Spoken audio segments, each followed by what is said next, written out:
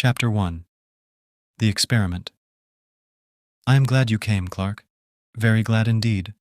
I was not sure you could spare the time. I was able to make arrangements for a few days. Things are not very lively just now. But have you no misgivings, Raymond? Is it absolutely safe? The two men were slowly pacing the terrace in front of Dr. Raymond's house. The sun still hung above the western mountain line, but it shone with a dull red glow that cast no shadows, and all the air was quiet. A sweet breath came from the great wood on the hillside above, and with it, at intervals, the soft murmuring call of the wild doves. Below, in the long, lovely valley, the river wound in and out between the lonely hills, and as the sun hovered and vanished into the west, a faint mist, pure white, began to rise from the hills. Dr. Raymond turned sharply to his friend. Safe? Of course it is. In itself, the operation is a perfectly simple one. Any surgeon could do it. And there is no danger at any other stage? None. Absolutely no physical danger whatsoever, I give you my word. You are always timid, Clark, always. But you know my history. I have devoted myself to transcendental medicine for the last 20 years. I have heard myself called quack and charlatan and impostor, but all the while I knew I was on the right path. 5 years ago I reached the goal, and since then every day has been a preparation for what we shall do tonight. I should like to believe it is all true. Clark knit his brows and looked doubtfully at Dr. Raymond. Are you perfectly sure, Raymond, that your theory is not a phantasmagoria? A splendid vision, certainly, but a mere vision after all? Dr. Raymond stopped in his walk and turned sharply. He was a middle-aged man, gaunt and thin, of a pale yellow complexion, but as he answered Clark and faced him, there was a flush on his cheek. Look about you, Clark. You see the mountain and hill following after hill, as wave on wave. You see the woods and orchard, the fields of ripe corn, and the meadows reaching to the reed beds by the river. You see me standing here beside you and hear my voice. But I tell you that all these things, yes, from that star that has just shone out in the sky to the solid ground beneath our feet, I say that all these are but dreams and shadows, the shadows that hide the real world from our eyes. There is a real world, but it is beyond this glamour and this vision, beyond these chases in Arras, dreams in a career, beyond them all as beyond a veil. I do not know whether any human being has ever lifted that veil, but I do know, Clark, that you and I shall see it lifted this very night from before another's eyes. You may think this all strange nonsense. It may be strange, but it is true, and the ancients knew what lifting the veil means. They called it seeing the god Pan. Clark shivered. The white mist gathering over the river was chilly. It is wonderful indeed, he said. We are standing on the brink of a strange world, Raymond, if what you say is true. I suppose the knife is absolutely necessary? Yes, a slight lesion in the gray matter, that is all. A trifling rearrangement of certain cells, a microscopical alteration that would escape the attention of 99 brain specialists out of 100. I don't want to bother you with shop. Clark, I might give you a mass of technical detail which would sound very imposing and would leave you as enlightened as you are now.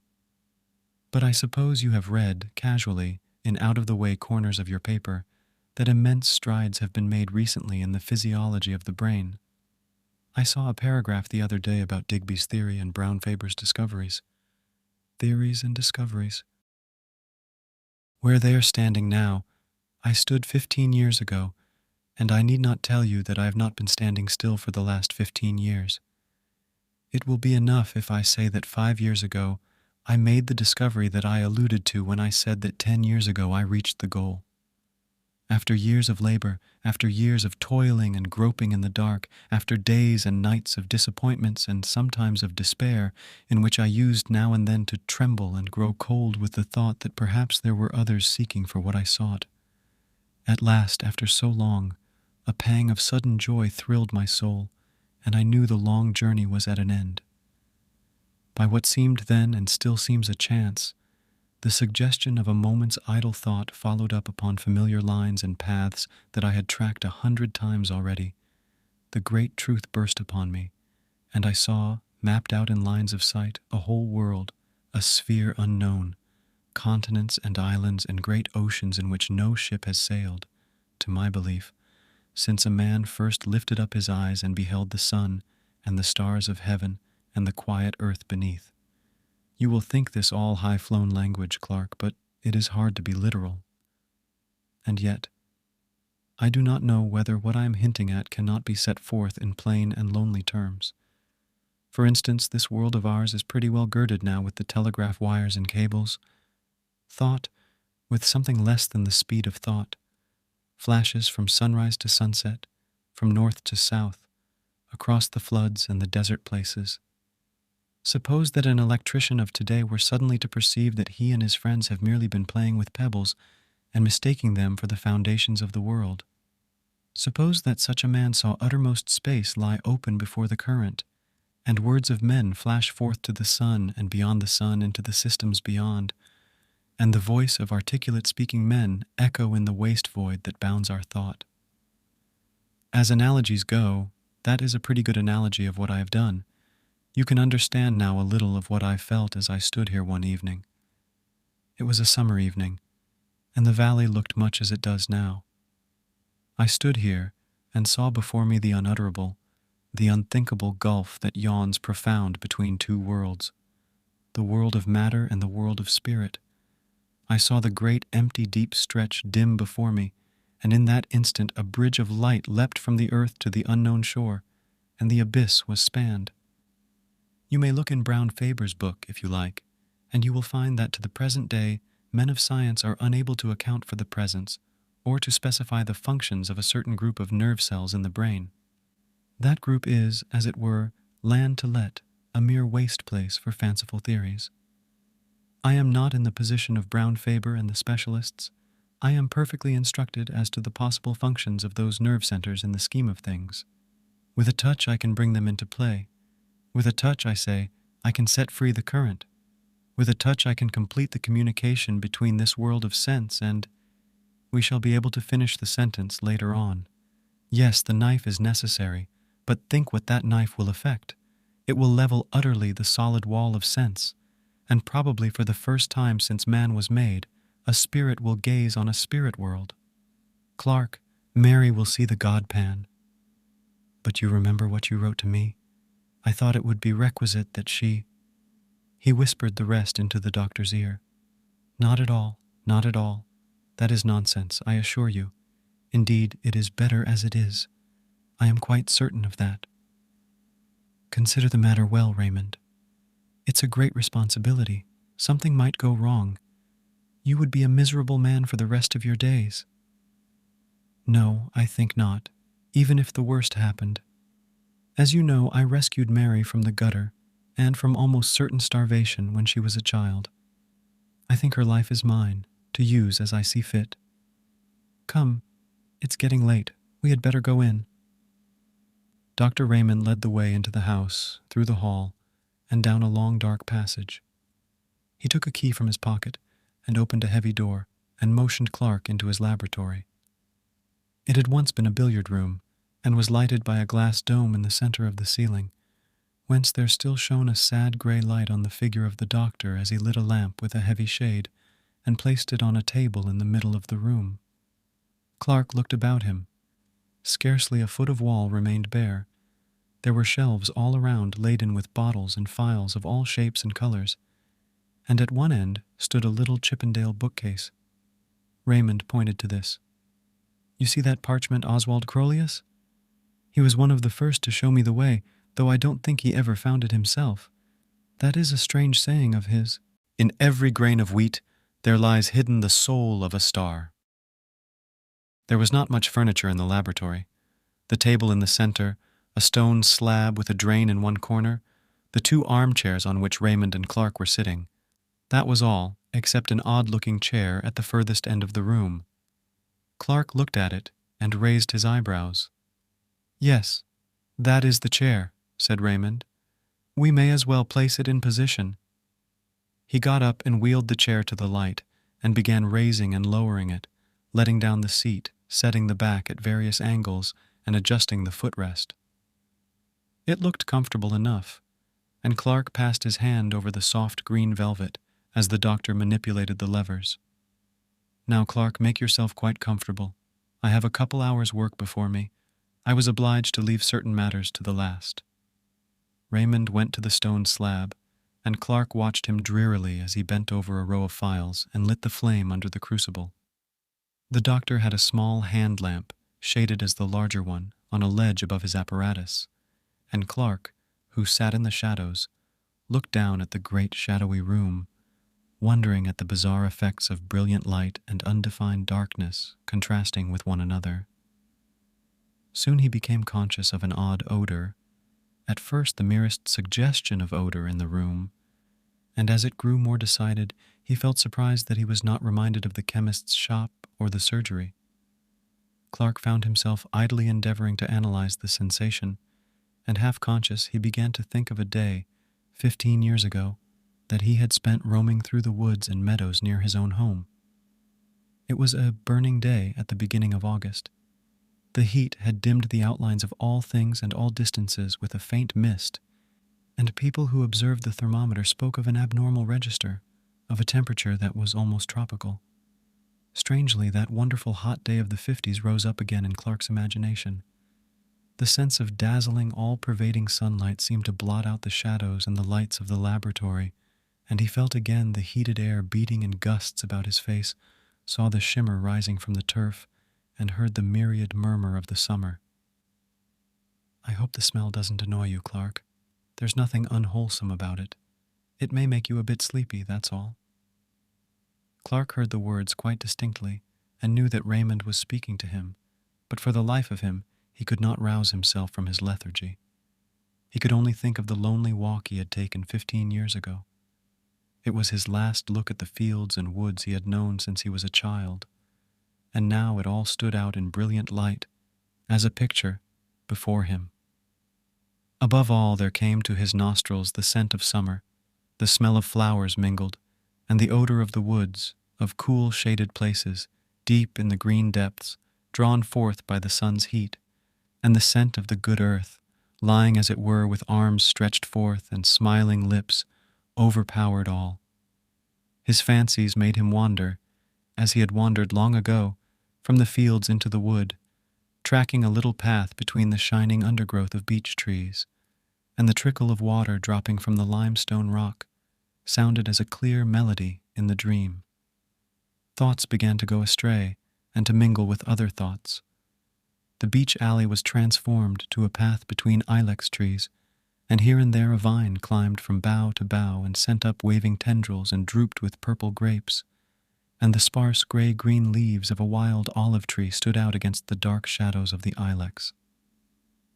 Clark, in the deep folds of dream, was conscious that the path from his father's house had led him into an undiscovered country, and he was wondering at the strangeness of it all, when suddenly, in place of the hum and murmur of the summer, an infinite silence seemed to fall on all things, and the wood was hushed, and for a moment in time he stood face to face there with a presence that was neither man nor beast, neither the living nor the dead, but all things mingled, the form of all things, but devoid of all form. And in that moment, the sacrament of body and soul was dissolved, and a voice seemed to cry, "Let us go hence," and then the darkness of darkness beyond the stars, the darkness of everlasting. When Clark woke up with a start, he saw Raymond pouring a few drops of some oily fluid into a green phial, which he stoppered tightly. "You have been dozing," he said. "The journey must have tired you out. It is done now. I am going to fetch Mary. I shall be back in 10 minutes." Clark lay back in his chair and wondered. It seemed as if he had but passed from one dream into another. He half expected to see the walls of the laboratory melt and disappear, and to awake in London, shuddering at his own sleeping fancies. But at last the door opened, and the doctor returned, and behind him came a girl of about 17, dressed all in white. She was so beautiful that Clark did not wonder at what the doctor had written to him. She was blushing now over face and neck and arms, but Raymond seemed unmoved. "Mary," he said, "the time has come. You are quite free. Are you willing to trust yourself to me entirely?" "Yes, dear." "Do you hear that, Clark? You are my witness. Here is the chair, Mary. It is quite easy. Just sit in it and lean back. Are you ready? Yes, dear, quite ready. Give me a kiss before you begin. The doctor stooped and kissed her mouth, kindly enough. Now, shut your eyes, he said. The girl closed her eyelids, as if she were tired and longed for sleep, and Raymond placed the green phial to her nostrils. Her face grew white, whiter than her dress. She struggled faintly, and then with the feeling of submission strong within her crossed her arms upon her breast, as a little child about to say her prayers. The bright light of the lamp fell full upon her, and Clark watched changes fleeting over her face as the changes of the hills when the summer clouds float across the sun. And then she lay all white and still, and the doctor turned up one of her eyelids. She was quite unconscious. Raymond pressed hard on one of the levers, and the chair instantly sank back. Clark saw him cutting away a circle, like a tonsure, from her hair, and the lamp was moved nearer. Raymond took a small, glittering instrument from a little case, and Clark turned away shudderingly. When he looked again, the doctor was binding up the wound he had made. She will awake in 5 minutes. Raymond was still perfectly cool. There is nothing more to be done. We can only wait. The minutes passed slowly. They could hear a slow, heavy ticking. There was an old clock in the passage. Clark felt sick and faint. His knees shook beneath him. He could hardly stand. Suddenly, as they watched, they heard a long-drawn sigh, and suddenly did the color that had vanished return to the girl's cheeks, and suddenly her eyes opened. Clark quailed before them. They shone with an awful light, looking far away, and a great wonder fell upon her face, and her hands stretched out as if to touch what was invisible. But in an instant the wonder faded, and gave place to the most awful terror. The muscles of her face were hideously convulsed. She shook from head to foot. The soul seemed struggling and shuddering within the house of flesh. It was a horrible sight, and Clark rushed forward as she fell shrieking to the floor. 3 days later, Raymond took Clark to Mary's bedside. She was lying wide awake, rolling her head from side to side, and grinning vacantly. Yes, said the doctor, still quite cool. It is a great pity. She is a hopeless idiot. However, it could not be helped, and after all she has seen the great god Pan. Chapter 2. Mr. Clark's Memoirs. Mr. Clark, the gentleman chosen by Dr. Raymond to witness the strange experiment of the god Pan, was a person in whose character caution and curiosity were oddly mingled. In his sober moments he thought of the unusual and eccentric with undisguised aversion, and yet, deep in his heart, there was a wide-eyed inquisitiveness with respect to all the more recondite and esoteric elements in the nature of men. The latter tendency had prevailed when he accepted Raymond's invitation, for though his considered judgment had always repudiated the doctor's theories as the wildest nonsense, yet he secretly hugged a belief in fantasy, and would have rejoiced to see that belief confirmed. The horrors that he witnessed in the dreary laboratory were to a certain extent salutary. He was conscious of being involved in an affair not altogether reputable, and for many years afterwards he clung bravely to the commonplace and rejected all occasions of occult investigation. Indeed, on some homeopathic principle he for some time attended the seances of distinguished mediums, hoping that the clumsy tricks of these gentlemen would make him altogether disgusted with mysticism of every kind, but the remedy, though caustic, was not efficacious. Clark knew that he still pined for the unseen, and little by little the old passion began to reassert itself as the face of Mary, shuddering and convulsed with an unknown terror, faded slowly from his memory. Occupied all day in pursuits both serious and lucrative, the temptation to relax in the evening was too great, especially in the winter months when the fire cast a warm glow over his snug bachelor apartment, and a bottle of some choice claret stood ready by his elbow. His dinner digested, he would make a brief pretense of reading the evening paper, but the mere catalogue of news soon palled upon him, and Clark would find himself casting glances of warm desire in the direction of an old Japanese bureau, which stood at a pleasant distance from the hearth. Like a boy before a jam closet, for a few minutes he would hover indecisive, but lust always prevailed, and Clark ended by drawing up his chair, lighting a candle, and sitting down before the bureau. Its pigeonholes and drawers teemed with documents on the most morbid subjects, and in the well reposed a large manuscript volume in which he had painfully entered the gems of his collection. Clark had a fine contempt for published literature. The most ghostly story ceased to interest him if it happened to be printed. His sole pleasure was in the reading, compiling, and rearranging what he called his memoirs to prove the existence of the devil. And engaged in this pursuit, the evening seemed to fly, and the night appeared too short. On one particular evening, an ugly December night, black with fog and raw with frost, Clark hurried over his dinner, and scarcely deigned to observe his customary ritual of taking up the paper and laying it down again. He paced 2 or 3 times up and down the room, and opened the bureau, stood still a moment, and sat down. He leant back, absorbed in one of those dreams to which he was subject, and at length drew out his book and opened it at the last entry. There were 3 or 4 pages densely covered with Clark's round, set penmanship, and at the beginning he had written in a somewhat larger hand, "Singular narrative told me by my friend, Dr. Phillips. He assures me that all the facts related therein are strictly and wholly true, but refuses to give either the surnames of the persons concerned or the place where these extraordinary events occurred." Mr. Clark began to read over the account for the 10th time, glancing now and then at the pencil notes he had made when it was told him by his friend. It was one of his humors to pride himself on a certain literary ability. He thought well of his style and took pains in arranging the circumstances in dramatic order. He read the following story. The persons concerned in this statement are Helen Viv, who, if she is still alive, must now be a woman of 23, Rachel M., since deceased, who was a year younger than the above, and Trevor W., an imbecile, aged 18. These persons were at the period of the story inhabitants of a village on the borders of Wales, a place of some importance in the time of the Roman occupation, but now a scattered hamlet of not more than 500 souls.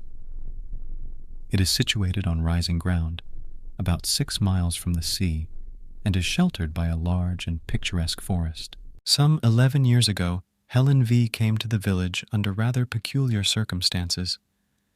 It is understood that she, being an orphan, was adopted in her infancy by a distant relative who brought her up in his own house until she was 12 years old.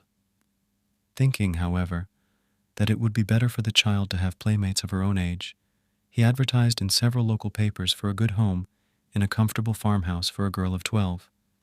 And this advertisement was answered by Mr. R., a well-to-do farmer in the above-mentioned village. His references proving satisfactory, the gentleman sent his adopted daughter to Mr. R. with a letter in which he stipulated that the girl should have a room to herself, and stated that her guardians need be at no trouble in the matter of education, as she was already sufficiently educated for the position in life which she would occupy. In fact, Mr. R. was given to understand that the girl be allowed to find her own occupations and to spend her time almost as she liked. Mr. R. duly met her at the nearest station, a town 7 miles away from his house, and seems to have remarked nothing extraordinary about the child, except that she was reticent as to her former life and her adopted father. She was, however, of a very different type from the inhabitants of the village. Her skin was a pale, clear olive, and her features were strongly marked and of a somewhat foreign character. She appears to have settled down easily enough into farmhouse life and became a favorite with the children, who sometimes went with her on her rambles in the forest, for this was her amusement. Mr. R. states that he has known her to go out by herself directly after their early breakfast, and not return till after dusk, and that feeling uneasy at a young girl being out alone for so many hours, he communicated with her adopted father, who replied in a brief note that Helen must do as she chose. In the winter, when the forest paths are impassable, she spent most of her time in her bedroom, where she slept alone, according to the instructions of her relative. It was on one of these expeditions to the forest that the first of the singular incidents with which this girl is connected occurred, the date being about a year after her arrival at the village. The preceding winter had been remarkably severe, the snow drifting to a great depth, and the frost continuing for an unexampled period, and the summer following was as noteworthy for its extreme heat. On one of the very hottest days in this summer, Helen V. left the farmhouse for one of her long rambles in the forest, taking with her, as usual, some bread and meat for lunch. She was seen by some men in the fields making for the old Roman road, a green causeway which traverses the highest part of the wood, and they were astonished to observe that the girl had taken off her hat, though the heat of the sun was already tropical. As it happened, a laborer, Joseph W. by name, was working in the forest near the Roman road, and at 12 o'clock his little son, Trevor, brought the man his dinner of bread and cheese. After the meal, the boy, who was about 7 years old at the time, left his father at work, and, as he said, went to look for flowers in the wood, and the man, who could hear him shouting with delight at his discoveries, felt no uneasiness. Suddenly, however, he was horrified at hearing the most dreadful screams, evidently the result of great terror, proceeding from the direction in which his son had gone, and he hastily threw down his tools and ran to see what had happened. Tracing his path by the sound, he met the little boy, who was running headlong, and was evidently terribly frightened, and on questioning him the man elicited that after picking a posy of flowers he felt tired, and lay down on the grass and fell asleep. He was suddenly awakened, as he stated, by a peculiar noise, a sort of singing he called it, and on peeping through the branches he saw Helen V. playing on the grass with a strange naked man, who he seemed unable to describe more fully. He said he felt dreadfully frightened, and ran away crying for his father. Joseph W. proceeded in the direction indicated by his son, and found Helen V. sitting on the grass in the middle of a glade or open space left by charcoal burners. He angrily charged her with frightening his little boy, but she entirely denied the accusation and laughed at the child's story of a strange man, to which he himself did not attach much credence. Joseph W. came to the conclusion that the boy had woke up with a sudden fright, as children sometimes do. But Trevor persisted in his story, and continued in such evident distress that at last his father took him home, hoping that his mother would be able to soothe him. For many weeks, however, the boy gave his parents much anxiety. He became nervous and strange in his manner, refusing to leave the cottage by himself, and constantly alarming the household by waking in the night with cries of, "The man in the wood! Father! Father!" In course of time, however, the impression seemed to have worn off, and about 3 months later he accompanied his father to the home of a gentleman in the neighborhood, for whom Joseph W. occasionally did work. The man was shown into the study, and the little boy was left sitting in the hall, and a few minutes later, while the gentleman was giving W. his instructions, they were both horrified by a piercing shriek and the sound of a fall, and rushing out, they found the child lying senseless on the floor, his face contorted with terror. The doctor was immediately summoned, and after some examination he pronounced the child to be suffering from a kind of fit, apparently produced by a sudden shock. The boy was taken to one of the bedrooms, and after some time recovered consciousness, but only to pass into a condition described by the medical man as one of violent hysteria.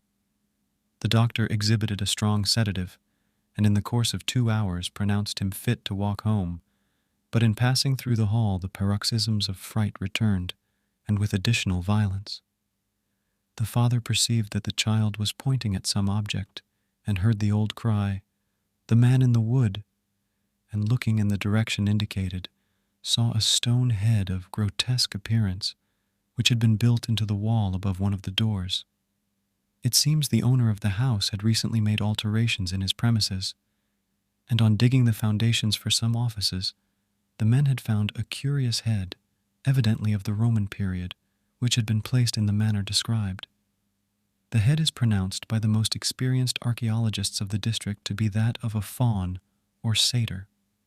Dr. Phillips tells me that he has seen the head in question, and assures me that he has never received such a vivid presentment of intense evil. From whatever cause arising, this second shock seemed too severe for the boy Trevor, and at the present date he suffers from a weakness of intellect, which gives but little promise of amending. The matter caused a good deal of sensation at the time, and the girl Helen was closely questioned by Mr. R., but to no purpose. she steadfastly denying that she had frightened or in any way molested Trevor. The second event with which this girl's name is connected took place about 6 years ago, and is of a still more extraordinary character. At the beginning of the summer of 1882, Helen contracted a friendship of a peculiarly intimate character with Rachel M., the daughter of a prosperous farmer in the neighborhood. This girl, who was a year younger than Helen, was considered by most people to be the prettier of the two, though Helen's features had to a great extent softened as she became older. The two girls, who were together on every available opportunity, presented a singular contrast, the one with her clear olive skin and almost Italian appearance, and the other of the proverbial red and white of our rural districts. It must be stated that the payments made to Mr. R. for the maintenance of Helen were known in the village for their excessive liberality, and the impression was general that she would one day inherit a large sum of money from her relative. The parents of Rachel were therefore not averse from their daughter's friendship with the girl, and even encouraged the intimacy, though they now bitterly regret having done so. Helen still retained her extraordinary fondness for the forest, and on several occasions Rachel accompanied her, the two friends setting out early in the morning and remaining in the wood until dusk. Once or twice after these excursions Mrs. M. thought her daughter's manner rather peculiar. She seemed languid and dreamy, and as it has been expressed, different from herself. But these peculiarities seemed to have been thought too trifling for remark. One evening, however, after Rachel had come home, her mother heard a noise which sounded like suppressed weeping in the girl's room, and on going in found her lying half undressed upon the bed, evidently in the greatest distress. As soon as she saw her mother, she exclaimed, "Ah, mother, mother, why did you let me go to the forest with Helen?" Mrs. M. was astonished at so strange a question, and proceeded to make inquiries. Rachel told her a wild story. She said, Clark closed the book with a snap and turned his chair towards the fire. When his friend sat one evening in that very chair and told his story, Clark had interrupted him at a point a little subsequent to this, had cut short his words in a paroxysm of horror. "My God," he had exclaimed, think what you are saying. It is too incredible, too monstrous. Such things can never be in this quiet world, where men and women live and die and struggle and conquer, or maybe fail, and fall down under sorrow and grieve and suffer strange fortunes for many a year. But not this, Phillips, not such things as this. There must be some explanation, some way out of the terror. Why, man, if such a case were possible, our earth would be a nightmare." But Phillips had told his story to the end, concluding, "Her flight remains a mystery to this day. She vanished in broad sunlight. They saw her walking in a meadow, and a few moments later, she was not there." Clark tried to conceive the thing again, as he sat by the fire, and again his mind shuddered and shrank back, appalled before the sight of such awful, unspeakable elements enthroned, as it were, and triumphant in human flesh. Before him stretched the long, dim vista of the green causeway in the forest, as his friend had described it. He saw the swaying leaves and the quivering shadows on the grass. He saw the sunlight and the flowers, and far away, far in the long distance, the two figures moved toward him. One was Rachel, but the other? Clark had tried his best to disbelieve it all, but at the end of the account, as he had written it in his book, he had placed the inscription, Et diabolus incarnate est, et homo factus est, Chapter 3, The City of Resurrections. "Herbert, good God, is it possible?" "Yes, my name's Herbert. I think I know your face too, but I don't remember your name. My memory is very queer." "Don't you recollect Villiers of Wadham?" So it is. I beg your pardon, Villiers. I didn't think I was begging of an old college friend. Good night, my dear fellow. This haste is unnecessary. My rooms are close by, but we won't go there just yet. Suppose we walk up Shaftesbury Avenue a little way. But how in heaven's name have you come to this pass, Herbert?"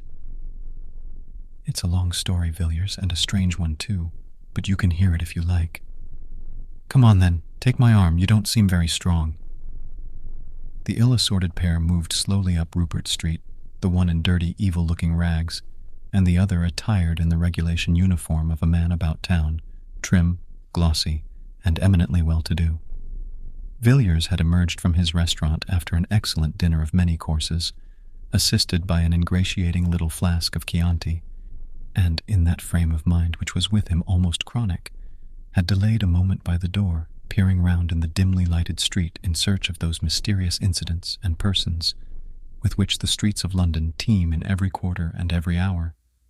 Villiers prided himself as a practiced explorer of such obscure mazes and byways of London life, and in this unprofitable pursuit he displayed an assiduity which was worthy of more serious employment. Thus, he stood by the lamp-post, surveying the passers-by with undisguised curiosity, and with that gravity known only to the systematic diner, had just enunciated in his mind the formula, "London has been called the city of encounters. It is more than that, it is the city of resurrections," when these reflections were suddenly interrupted by a piteous whine at his elbow and a deplorable appeal for alms.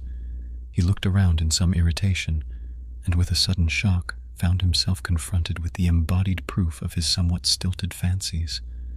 There, close beside him, his face altered and disfigured by poverty and disgrace, his body barely covered by greasy, ill-fitting rags, stood his old friend Charles Herbert, who had matriculated on the same day as himself, with whom he had been merry and wise for 12 revolving terms. Different occupations and varying interests had interrupted the friendship, and it was 6 years since Villiers had seen Herbert, and now he looked upon this wreck of a man with grief and dismay, mingled with a certain inquisitiveness as to what dreary chain of circumstances had dragged him down to such a doleful pass. Villiers felt together with compassion all the relish of the amateur in mysteries, and congratulated himself on his leisurely speculations outside the restaurant. They walked on in silence for some time, and more than one passer-by stared in astonishment at the unaccustomed spectacle of a well-dressed man with an unmistakable beggar hanging onto his arm, and, observing this, Villiers led the way to an obscure street in Soho. Here he repeated his question. "How on earth has it happened, Herbert? I always understood you would succeed to an excellent position in Dorsetshire.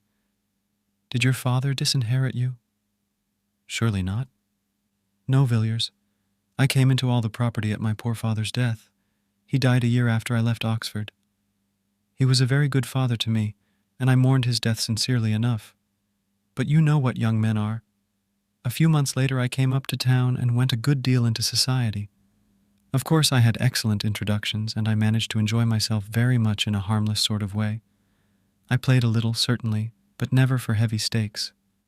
And the few bets I made on races brought me in money. Only a few pounds, you know, but enough to pay for cigars and such petty pleasures. It was in my second season that the tide turned. Of course you have heard of my marriage?" "No, I never heard anything about it." "Yes, I married, Villiers. I met a girl of the most wonderful and most strange beauty, at the house of some people whom I knew. I cannot tell you her age. I never knew it, but so far as I can guess, I should think she must have been about 19 when I made her acquaintance. My friends had come to know her at Florence. She told them she was an orphan, the child of an English father and an Italian mother, and she charmed them as she charmed me. The first time I saw her was at an evening party. I was standing by the door talking to a friend, when suddenly above the hum and babble of conversation, I heard a voice which seemed to thrill to my heart. She was singing an Italian song. I was introduced to her that evening, and in 3 months I married Helen. Villiers, that woman, if I can call her woman, corrupted my soul. The night of the wedding I found myself sitting in her bedroom in the hotel, listening to her talk. She was sitting up in bed, and I listened to her as she spoke in her beautiful voice, spoke of things which even now I would not dare whisper in the blackest night, though I stood in the midst of a wilderness. You, Villiers, you may think you know life and London and what goes on day and night in this dreadful city.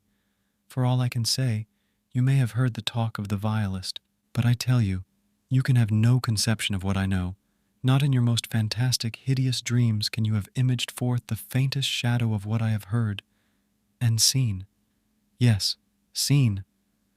I have seen the incredible, such horrors that even I myself sometimes stop in the middle of the street and ask whether it is possible for a man to behold such things and live.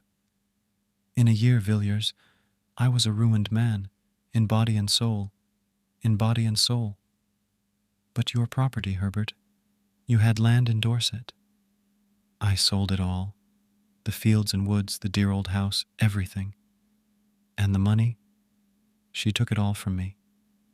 And then left you? Yes, she disappeared one night. I don't know where she went, but I am sure if I saw her again it would kill me. The rest of my story is of no interest. Sordid misery, that is all.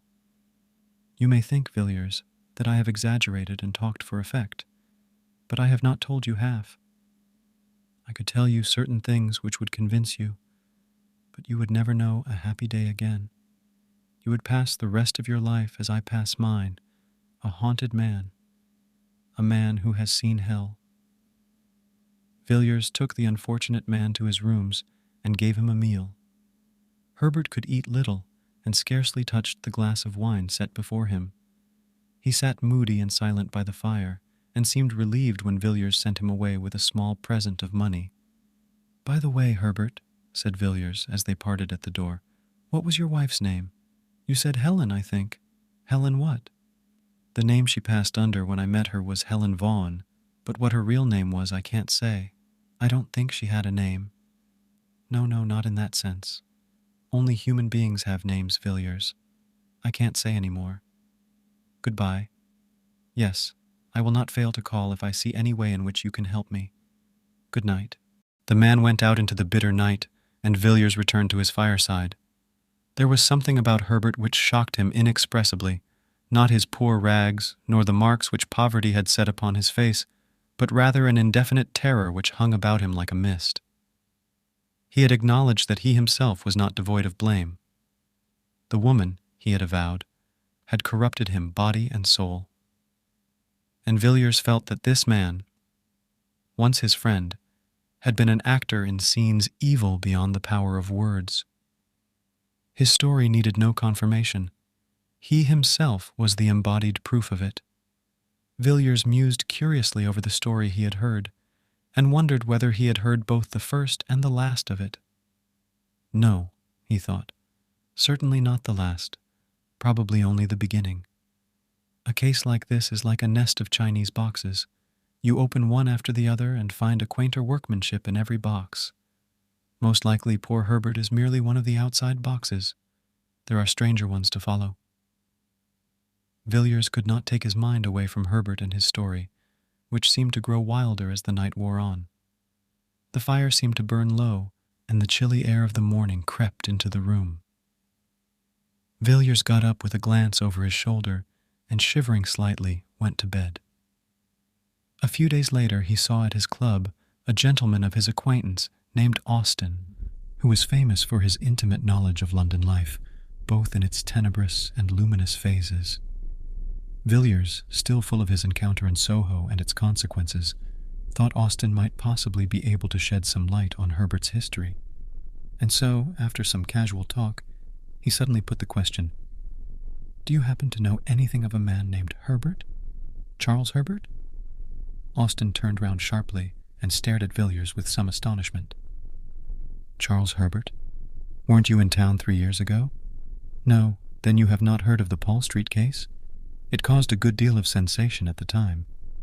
What was the case? Well, a gentleman, a man of very good position, was found dead, stark dead, in the area of a certain house in Paul Street, off Tottenham Court Road. Of course, the police did not make the discovery. If you happen to be sitting up all night and have a light in your window, the constable will ring the bell. But if you happen to be lying dead in somebody's area, you will be left alone. In this instance, as in many others, the alarm was raised by some kind of vagabond. I don't mean a common tramp or a public house loafer, but a gentleman whose business or pleasure or both made him a spectator of the London streets at 5 o'clock in the morning. This individual was, as he said, going home. It did not appear whence or whither, and had occasion to pass through Paul Street between 4 and 5 a.m. Something or other caught his eye at number 20. He said, absurdly enough, that the house had the most unpleasant physiognomy he had ever observed. But at any rate he glanced down the area and was a good deal astonished to see a man lying on the stones, his limbs all huddled together and his face turned up. Our gentleman thought his face looked peculiarly ghastly, and so set off at a run in search of the nearest policeman. The constable was at first inclined to treat the matter lightly, suspecting common drunkenness. However, he came, and after looking at the man's face, changed his tone quickly enough. The early bird, who had picked up this fine worm, was sent off for a doctor, and the policeman rang and knocked at the door till a slatternly servant girl came down looking more than half asleep. The constable pointed out the contents of the area to the maid, who screamed loudly enough to wake up the street, but she knew nothing of the man, had never seen him at the house, and so forth. Meanwhile, the original discoverer had come back with a medical man, and the next thing was to get into the area. The gate was open, so the whole quartet stumped down the steps. The doctor hardly needed a moment's examination. He said the poor fellow had been dead for several hours, and it was then the case began to get interesting. The dead man had not been robbed, and in one of his pockets were papers identifying him as, well, as a man of good family and means, a favorite in society, and nobody's enemy as far as could be known. I don't give his name, Villiers, because it has nothing to do with the story, and because it's no good raking up these affairs about the dead when there are no relations living. The next curious point was that the medical men couldn't agree as to how he met his death. There were some slight bruises on his shoulders, but they were so slight that it looked as if he had been pushed roughly out of the kitchen door, and not thrown over the railings from the street, or even dragged down the steps. But there were positively no other marks of violence about him, certainly none that would account for his death. And when they came to the autopsy, there wasn't a trace of poison of any kind. Of course, the police wanted to know all about the people at number 20. And here again, so I have heard from private sources, one or two other very curious points came out. It appears that the occupants of the house were a Mr. and Mrs. Charles Herbert. He was said to be a landed proprietor, though it struck most people that Paul Street was not exactly the place to look for country gentry. As for Mrs. Herbert, nobody seemed to know who or what she was, and between ourselves, I fancy the divers after her history found themselves in rather strange waters. Of course, they both denied knowing anything about the deceased, and in default of any evidence against them, they were discharged. But some very odd things came out about them. Though it was between 5 and 6 in the morning when the dead man was removed, a large crowd had collected, and several of the neighbors ran to see what was going on. They were pretty free with their comments, by all accounts, and from these it appeared that number 20 was in very bad odor in Paul Street. The detectives tried to trace down these rumors to some solid foundation of fact, but could not get hold of anything. People shook their heads and raised their eyebrows and thought the Herberts rather queer, would rather not be seen going into their house, and so on. But there was nothing tangible. The authorities were morally certain the man met his death in some way or another in the house and was thrown out by the kitchen door. But they couldn't prove it, and the absence of any indications of violence or poisoning left them helpless. An odd case, wasn't it? But curiously enough, there's something more that I haven't told you. I happen to know one of the doctors who was consulted as to the cause of death. And some time after the inquest I met him and asked him about it. "Do you really mean to tell me," I said, "that you were baffled by the case? That you actually don't know what the man died of?" "Pardon me," he replied. "I know perfectly well what caused death. Blank died of fright, of sheer awful terror. I never saw features so hideously contorted in the entire course of my practice, and I have seen the faces of a whole host of dead." The doctor was usually a cool customer enough, and a certain vehemence in his manner struck me, but I couldn't get anything more out of him. I suppose the Treasury didn't see their way to prosecuting the Herberts for frightening a man to death. At any rate, nothing was done, and the case dropped out of men's minds. Do you happen to know anything of Herbert? "Well," replied Villiers, "he was an old college friend of mine."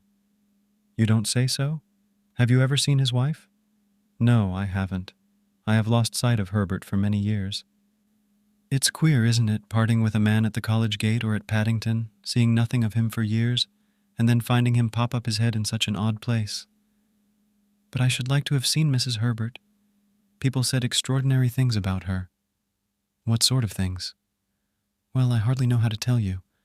Everyone who saw her at the police court said she was at once the most beautiful woman and the most repulsive they had ever set eyes on. I have spoken to a man who saw her, and I assure you he positively shuddered as he tried to describe the woman, but he couldn't tell why. She seems to have been a sort of enigma, and I expect if that one dead man could have told tales, he would have told some uncommonly queer ones. And there you are again in another puzzle.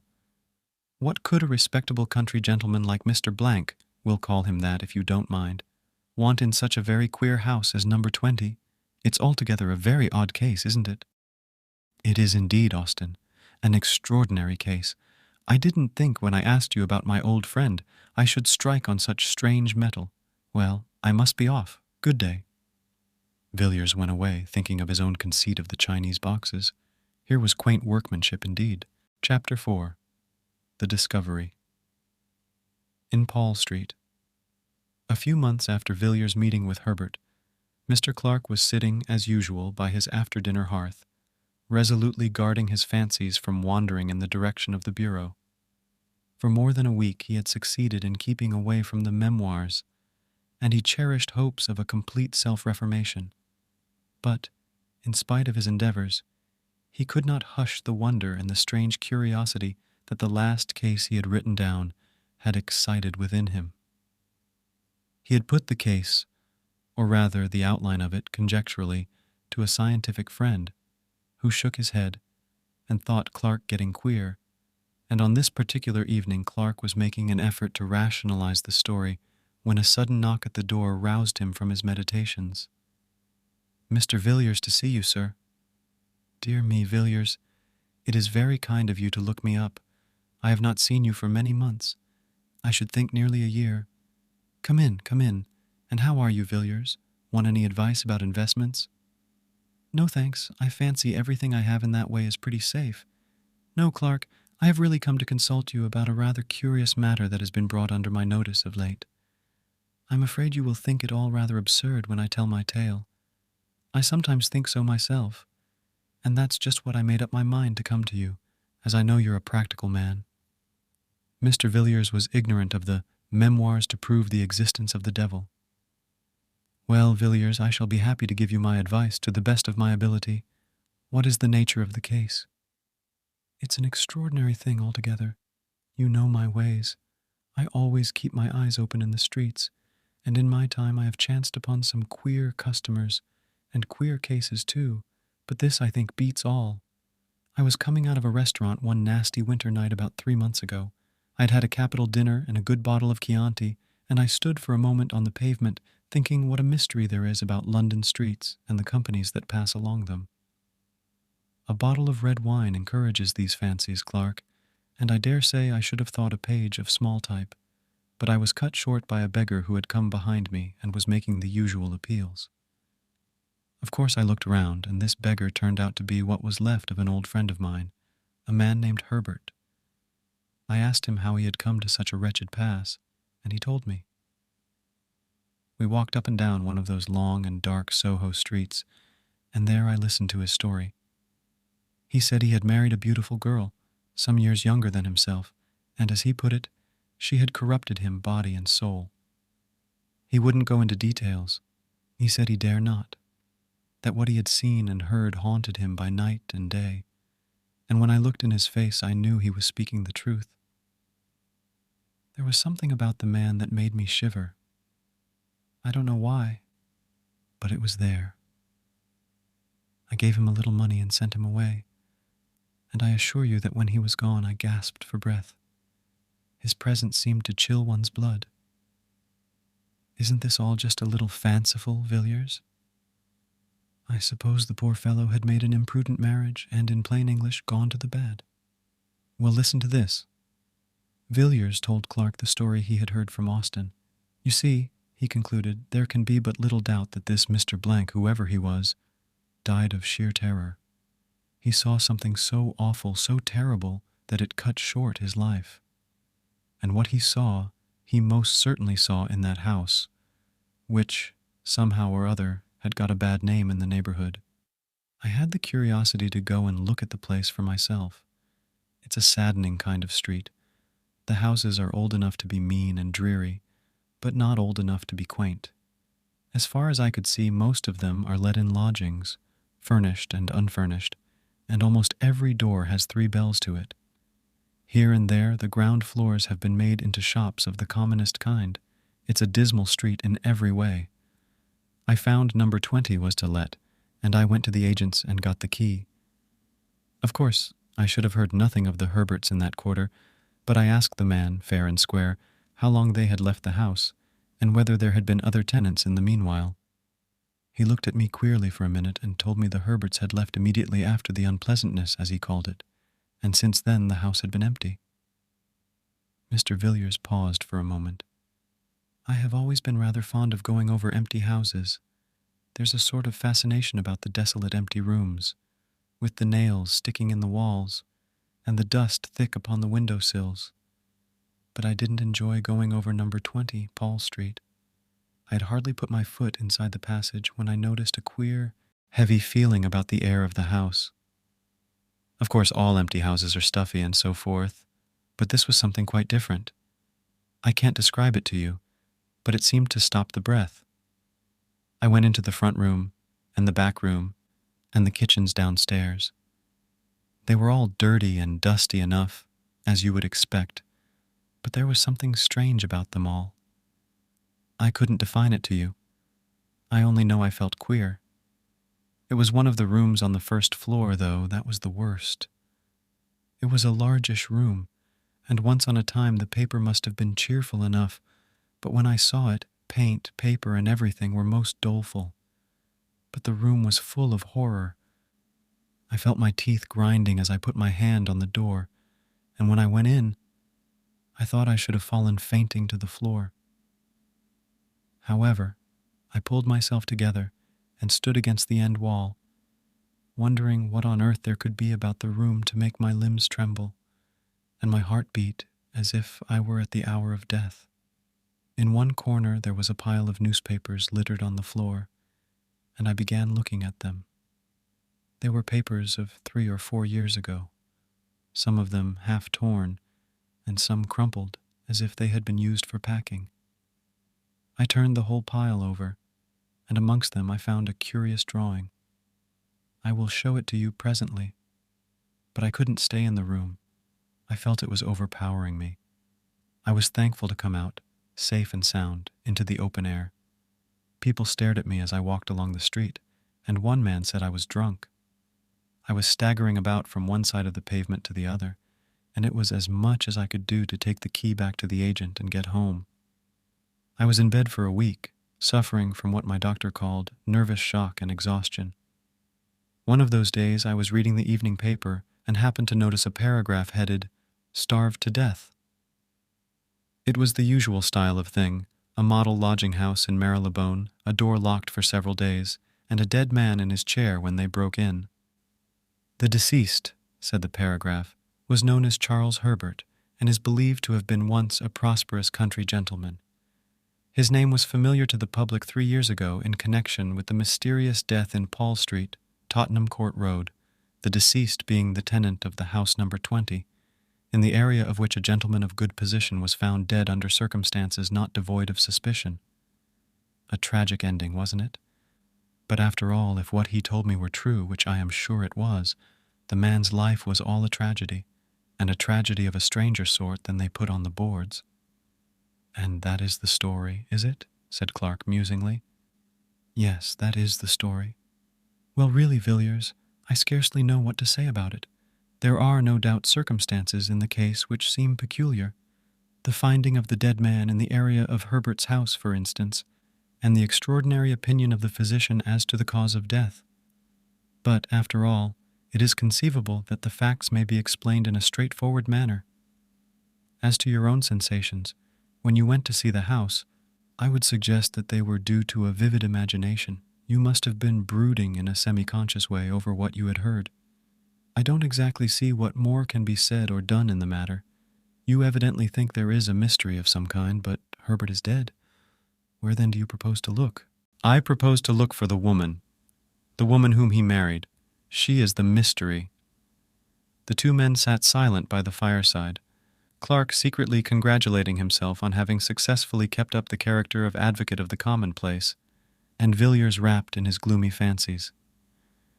"I think I will have a cigarette," he said at last, and put his hand in his pocket to feel for the cigarette case. "Ah," he said, starting slightly, "I forgot I had something to show you. You remember my saying that I had found a rather curious sketch amongst the pile of old newspapers at the house in Paul Street? Here it is." Villiers drew out a small, thin parcel from his pocket. It was covered with brown paper and secured with string, and the knots were troublesome.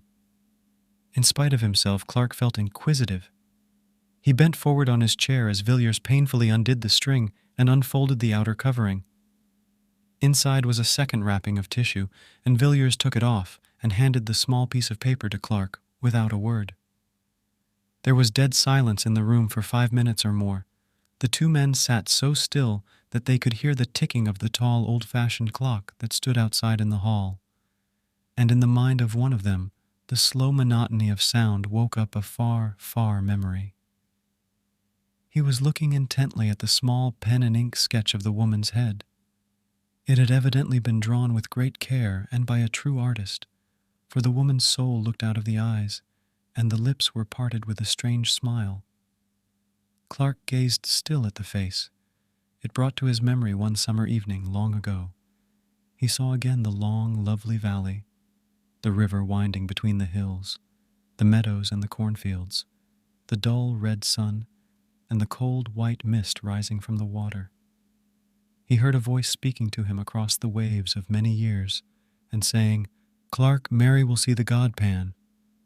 And then he was standing in the grim room beside the doctor, listening to the heavy ticking of the clock, waiting and watching the figure lying on the green chair beneath the lamplight. Mary rose up, and he looked into her eyes, and his heart grew cold within him. "Who is this woman?" he said at last. His voice was dry and hoarse. "That is the woman who Herbert married." Clark looked again at the sketch. It was not Mary after all.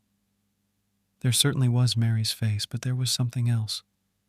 Something he had not seen on Mary's features when the white-clad girl entered the laboratory with the doctor, nor at her terrible awakening, nor when she lay grinning on the bed. Whatever it was, the glance that came from those eyes, the smile on the full lips, or the expression of the whole face, Clark shuddered before it at his inmost soul, and thought, unconsciously, of Dr. Phillips' words, "The most vivid presentment of evil I have ever seen." He turned the paper over mechanically in his hand and glanced at the back. "Good God, Clark, what is the matter? You are as white as death." Villiers had started wildly from his chair, as Clark fell back with a groan and let the paper drop from his hands. "I don't feel very well, Villiers. I am subject to these attacks. Pour me out a little wine. Thanks, that will do. I shall feel better in a few minutes." Villiers picked up the fallen sketch and turned it over as Clark had done. "You saw that?" he said. "That's how I identified it as being a portrait of Herbert's wife, or I should say his widow. How do you feel now?" "Better, thanks. It was only a passing faintness. I don't think I quite catch your meaning. What did you say enabled you to identify the picture?" "This word, Helen, was written on the back. Didn't I tell you her name was Helen?" "Yes, Helen Vaughan." Clark groaned. There could be no shadow of doubt. "Now don't you agree with me," said Villiers, "that in the story I have told you tonight, and in the part this woman plays in it, there are some very strange points?" "Yes, Villiers," Clark muttered. "It is a strange story indeed, a strange story indeed. You must give me time to think it over. I may be able to help you, or I may not. Must you be going now? Well, good night, Villiers. Good night. Come and see me in the course of a week." Chapter 5. The Letter of Advice. "Do you know, Austin," said Villiers as the two friends were pacing sedately along Piccadilly one pleasant morning in May, "do you know I am convinced that what you told me about Paul Street and the Herberts is a mere episode in an extraordinary history? I may as well confess to you that when I asked you about Herbert a few months ago, I had just seen him." "You had seen him? Where?" "He begged of me in the street one night. He was in the most pitiable plight, but I recognized the man, and I got him to tell me his history, or at least the outline of it. In brief, it amounted to this. He had been ruined by his wife. In what manner? He would not tell me. He would only say that she had destroyed him, body and soul. The man is dead now. And what has become of his wife? Ah, that's what I should like to know, and I mean to find her sooner or later. I know a man named Clark, a dry fellow, in fact a man of business, but shrewd enough. You understand my meaning, not shrewd in the mere business sense of the word, but a man who really knows something about men and life. Well, I laid the case before him, and he was evidently impressed. He said it needed consideration, and asked me to come again in the course of a week. A few days later I received this extraordinary letter." Austin took the envelope, drew out the letter, and read it curiously. It ran as follows. "My dear Villiers, I have thought over the matter on which you consulted me the other night, and my advice to you is this. Throw the portrait into the fire, blot out the story from your mind. Never give it another thought, Villiers, or you will be sorry. You will think, no doubt, that I am in possession of some secret information, and to a certain extent that is the case, but I only know a little. I am like a traveler who has peered over an abyss and has drawn back in terror. What I know is strange enough and horrible enough, but beyond my knowledge there are depths and horrors more frightful still, more incredible than any tale told of winter nights about the fire.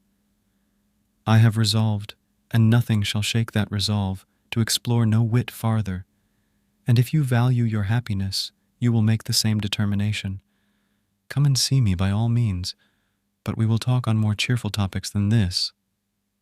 Austin folded the letter methodically and returned it to Villiers. "It is certainly an extraordinary letter," he said. "What does he mean by the portrait?" "Ah, I forgot to tell you I have been to Paul Street and have made a discovery." Villiers told his story as he had told it to Clark, and Austin listened in silence. He seemed puzzled. "How very curious that you should experience such an unpleasant sensation in that room," he said at length. "I hardly gather that it was a mere matter of the imagination, a feeling of repulsion, in short.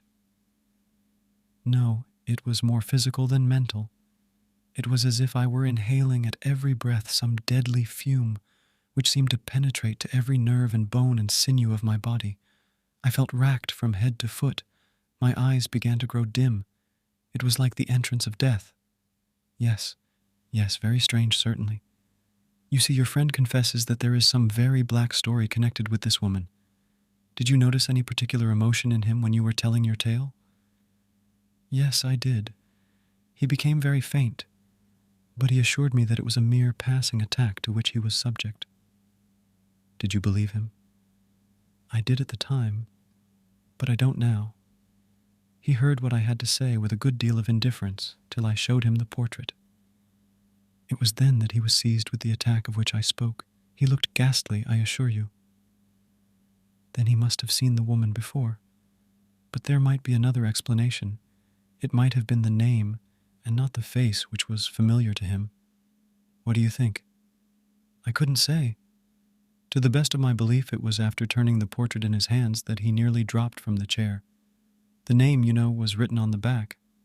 "Quite so. After all, it is impossible to come to any resolution in a case like this. I hate melodrama, and nothing strikes me as more commonplace and tedious than the ordinary ghost story of commerce.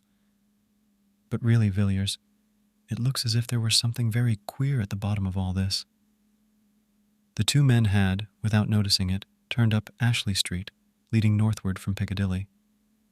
It was a long street, and rather a gloomy one, but here and there a brighter taste had illuminated the dark houses with flowers and gay curtains and a cheerful paint on the doors. Villiers glanced up as Austen stopped speaking and looked at one of these houses. Geraniums, red and white, drooped from every sill, and daffodil-colored curtains were draped back from each window. "It looks cheerful, doesn't it?" he said. "Yes, and the inside is still more cheery. One of the pleasantest houses of the season, so I have heard. I haven't been there myself, but I've met several men who have, and they tell me it's uncommonly jovial." "Whose house is it?"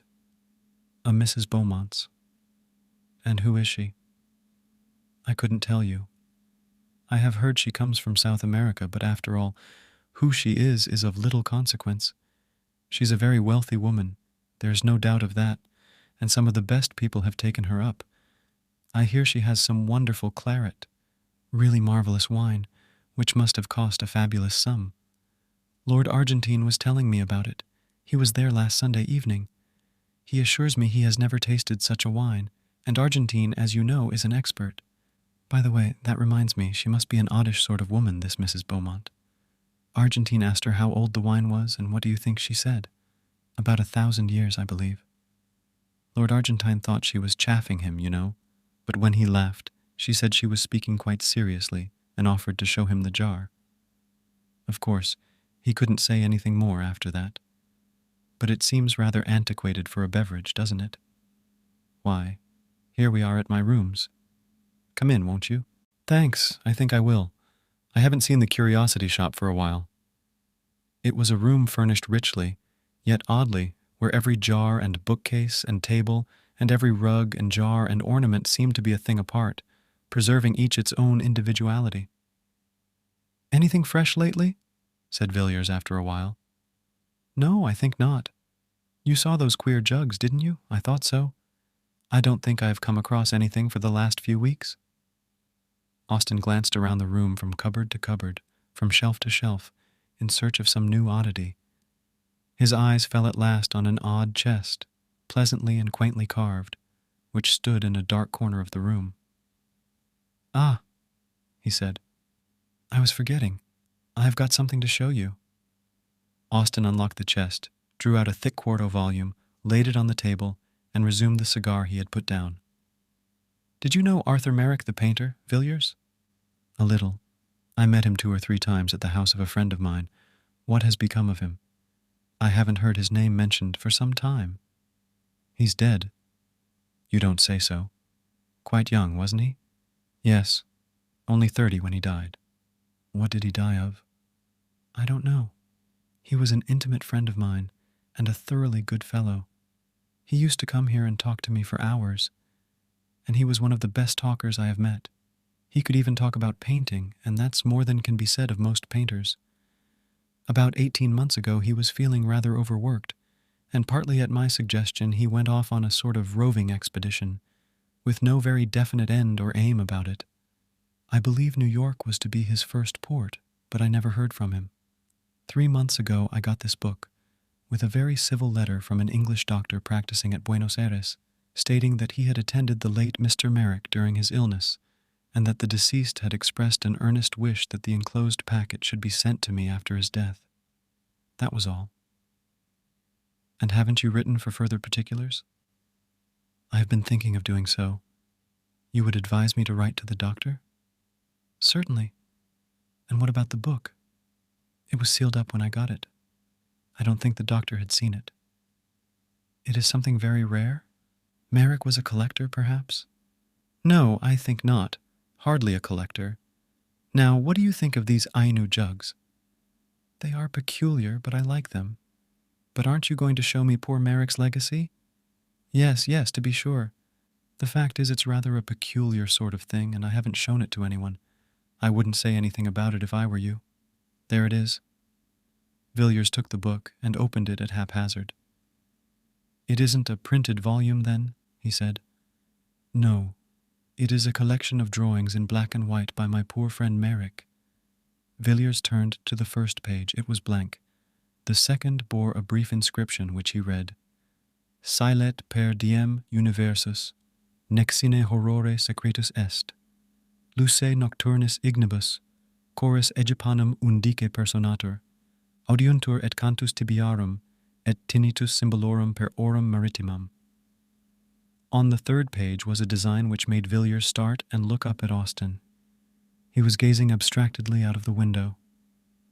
Villiers turned page after page, absorbed in spite of himself, in the frightful Walpurgis night of evil, strange, monstrous evil, that the dead artist had set forth in hard black and white.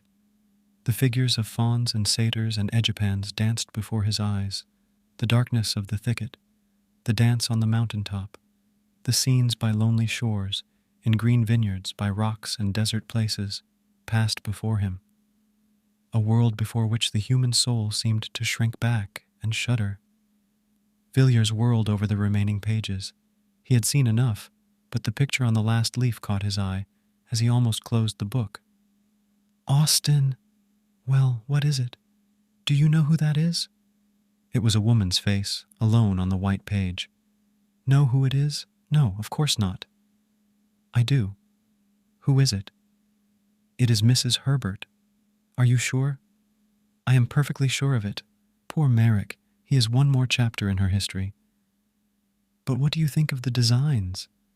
They are frightful. Lock the book up again, Austen. If I were you, I would burn it. It must be a terrible companion, even though it be in a chest.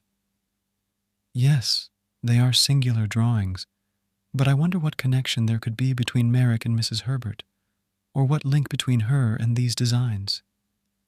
Ah, who can say?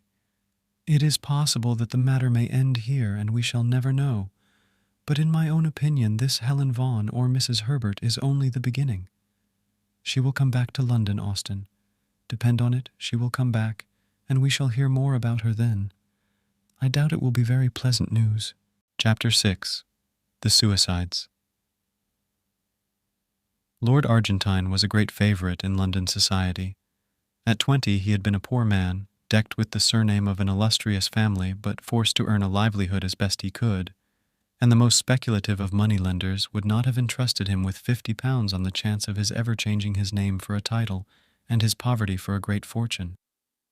His father had been near enough to the fountain of good things to secure one of the family livings, but the son, even if he had taken orders, would scarcely have obtained so much as this, and moreover felt no vocation for the ecclesiastical estate. Thus he fronted the world with no better armor than the bachelor's gown and the wits of a younger son's grandson, with which equipment he contrived in some way to make a very tolerable fight of it. At 25, Mr. Charles Obernon saw himself still a man of struggles and of warfare with the world. But out of the 7 who stood before him, and the high places of his family, 3 only remained. These 3, however, were good lives, but yet not proof against the Zulu assegais and typhoid fever, and so one morning Obernon woke up and found himself Lord Argentine, a man of 30 who had faced the difficulties of existence and had conquered. The situation amused him immensely, and he resolved that riches should be as pleasant to him as poverty had always been. Argentine, after some little consideration, came to the conclusion that dining, regarded as a fine art, was perhaps the most amusing pursuit open to fallen humanity, and thus his dinners became famous in London, and an invitation to his table a thing covetously desired. After 10 years of lordship and dinners, Argentine still declined to be jaded, still persisted in enjoying life, and by a kind of infection had become recognized as the cause of joy in others, in short, as the best of company. His sudden and tragical death therefore caused a wide and deep sensation. People could scarcely believe it, even though the newspaper was before their eyes, and the cry of mysterious death of a nobleman came ringing up from the street. But there stood the brief paragraph. Lord Argentine was found dead this morning by his valet under distressing circumstances. It is stated that there can be no doubt that his lordship committed suicide, though no motive can be assigned for the act. The deceased nobleman was widely known in society, and much liked for his genial manner and sumptuous hospitality. He is succeeded by, etc., etc. By slow degrees the details came to light, but the case still remained a mystery. The chief witness at the inquest was the deceased's valet, who said that the night before his death Lord Argentine had dined with a lady of good position, whose name was suppressed in the newspaper reports. At about 11 o'clock, Lord Argentine had returned, and informed his man that he should not require his services till the next morning. A little later the valet had occasion to cross the hall, and was somewhat astonished to see his master quietly letting himself out at the front door. He had taken off his evening clothes, and was dressed in a Norfolk coat and knickerbockers, and wore a low brown hat. The valet had no reason to suppose that Lord Argentine had seen him, and though his master rarely kept late hours, thought little of the occurrence till the next morning, when he knocked at the bedroom door at 8:45 as usual. He received no answer, and after knocking 2 or 3 times entered the room, and saw Lord Argentine's body leaning forward at an angle from the bottom of the bed. He found that his master had tied a cord securely to one of the short bedposts, and after making a running noose and slipping it round his neck, the unfortunate man must have resolutely fallen forward, to die by slow strangulation. He was dressed in the light suit in which the valet had seen him go out, and the doctor who was summoned pronounced that life had been extinct for more than 4 hours. All papers, letters, and so forth seemed in perfect order, and nothing was discovered which pointed in the most remote way to any scandal either great or small. Here the evidence ended.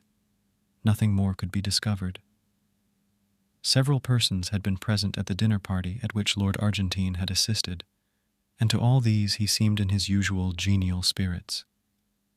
The valet, indeed, said he thought his master appeared a little excited when he came home, but confessed that the alteration in his manner was very slight, hardly noticeable indeed. It seemed hopeless to seek for any clue, and the suggestion that Lord Argentine had been suddenly attacked by acute suicidal mania was generally accepted. It was otherwise, however, when within 3 weeks 3 more gentlemen, one of them a nobleman, and the 2 others men of good position and ample means, perished miserably in the almost precisely the same manner. Lord Swanley was found one morning in his dressing-room, hanging from a peg affixed to the wall, and Mr. Collier Stewart and Mr. Herries had chosen to die as Lord Argentine. There was no explanation in either case. A few bald facts, a living man in the evening, and a body with a black, swollen face in the morning. The police had been forced to confess themselves powerless to arrest or to explain the sordid murders of Whitechapel, but before the horrible suicides of Piccadilly and Mayfair they were dumbfounded. For not even the mere ferocity which did duty as an explanation of the crimes of the East End could be of service in the West. Each of these men who had resolved to die a tortured, shameful death was rich, prosperous, and to all appearances in love with the world, and not the acutest research should ferret out any shadow of a lurking motive in either case. There was a horror in the air, and men looked at one another's faces when they met, each wondering whether the other was to be the victim of the 5th nameless tragedy. Journalists sought in vain for their scrapbooks for materials whereof to concoct reminiscent articles, and the morning paper was unfolded in many a house with a feeling of awe. No man knew when or where the next blow would light. A short while after the last of these terrible events, Austen came to see Mr. Villiers. He was curious to know whether Villiers had succeeded in discovering any fresh traces of Mrs. Herbert, either through Clark or by other sources, and he asked the question soon after he had sat down. "No," said Villiers. "I wrote to Clark, but he remains obdurate, and I have tried other channels, but without any result. I can't find out what became of Helen Vaughan after she left Paul Street, but I think she must have gone abroad. But to tell the truth, Austen, I haven't paid much attention to the matter for the last few weeks. I knew poor Herries intimately, and his terrible death has been a great shock to me. A great shock." "I can well believe it," answered Austen gravely. "You know Argentine was a friend of mine. If I remember rightly, we were speaking of him that day you came to my rooms." "Yes, it was in connection with that house in Ashley Street, Mrs. Beaumont's house. You said something about Argentine's dining there." "Quite so. Of course you know it was there Argentine dined the night before his death." "No, I had not heard that." "Oh yes, the name was kept out of the papers to spare Mrs. Beaumont. Argentine was a great favorite of hers, and it is said she was in a terrible state for some time after." A curious look came over Villiers's face. He seemed undecided whether to speak or not. Austen began again. I never experienced such a feeling of horror as when I read the account of Argentine's death. I didn't understand it at the time, and I don't now. I knew him well, and it completely passes my understanding for what possible cause he, or any of the others for the matter of that, could have resolved in cold blood to die in such an awful manner. You know how men babble away each other's characters in London. You may be sure any buried scandal or hidden skeleton would have been brought to light in such a case as this, but nothing of the sort has taken place. As for the theory of mania, that is very well, of course, for the coroner's jury, but everybody knows that it's all nonsense. Suicidal mania is not smallpox. Austen relapsed into gloomy silence. Villiers sat silent also, watching his friend. The expression of indecision still fleeted across his face. He seemed as if weighing his thoughts in the balance, and the considerations he was resolving left him still silent. Austen tried to shake off the remembrance of tragedies as hopeless and perplexed as the labyrinth of Daedalus, and began to talk in an indifferent voice of the more pleasant incidents and adventures of the season. "That Mrs. Beaumont," he said, "of whom we were speaking, is a great success. She has taken London almost by storm. I met her the other night at Fulham's. She is really a remarkable woman." "You have met Mrs. Beaumont?" "Yes, she had quite a court around her. She would be called very handsome, I suppose, and yet there is something about her face which I didn't like. The features are exquisite, but the expression is strange. And all the time I was looking at her, and afterwards when I was going home, I had a curious feeling that very expression was in some way or another familiar to me." "You must have seen her in the Row." "No, I am sure I never set eyes on the woman before. It is that which makes it puzzling. And to the best of my belief, I have never seen anyone like her. What I felt was a kind of dim, far-off memory, vague but persistent. The only sensation I can compare it to is that odd feeling one sometimes has in a dream when fantastic cities and wondrous lands and phantom personages appear familiar and accustomed." Villiers nodded and glanced aimlessly round the room, possibly in search of something on which to turn the conversation. His eyes fell on an old chest, somewhat like that in which the artist's strange legacy lay hid beneath a Gothic scutcheon. "Have you written to the doctor about poor Merrick?" he asked. "Yes. I wrote asking for full particulars as to his illness and death. I don't expect to have an answer for another 3 weeks or a month. I thought I might as well inquire whether Merrick knew an Englishwoman named Herbert, and if so, whether the doctor could give me any information about her. But it's very possible that Merrick fell in with her at New York or Mexico or San Francisco. I have no idea as to the extent or direction of his travels. Yes, and it's very possible that the woman may have more than one name." "Exactly. I wish I had thought of asking you to lend me the portrait of her which you possess. I might have enclosed it in my letter to Dr. Matthews." "So you might. That never occurred to me. We might send it now. Hark! What are those boys calling?" While the two men had been talking together, a confused noise of shouting had been gradually growing louder. The noise rose from the eastward and swelled down Piccadilly, drawing nearer and nearer, a very torrent of sound, surging up streets usually quiet, and making every window a frame for a face, curious or excited. The cries and voices came echoing up the silent street where Villiers lived, growing more distinct as they advanced, and, as Villiers spoke, an answer rang up from the pavement. "The West End horrors, another awful suicide, full details." Austen rushed down the stairs and bought a paper and read out the paragraph to Villiers as the uproar in the street rose and fell. The window was open and the air seemed full of noise and terror.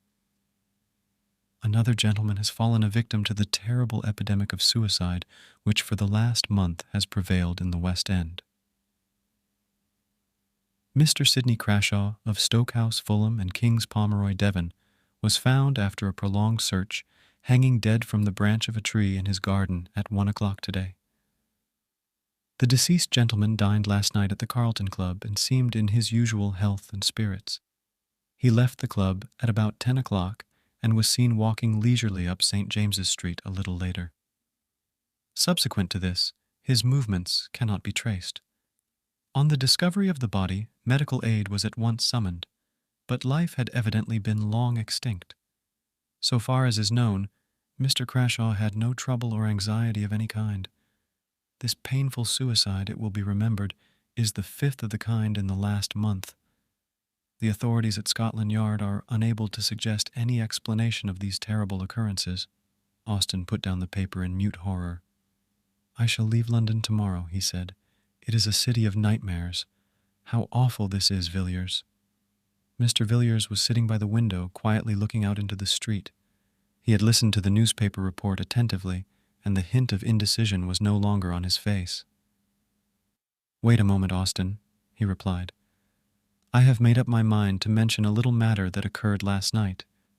It's stated, I think, that Crashaw was last seen alive in St. James's Street shortly after 10? Yes, I think so. I will look again. Yes, you are quite right. Quite so. Well, I am in a position to contradict that statement at all events. Crashaw was seen after that, considerably later indeed. How do you know? Because I happened to see Crashaw myself at about 2 o'clock this morning.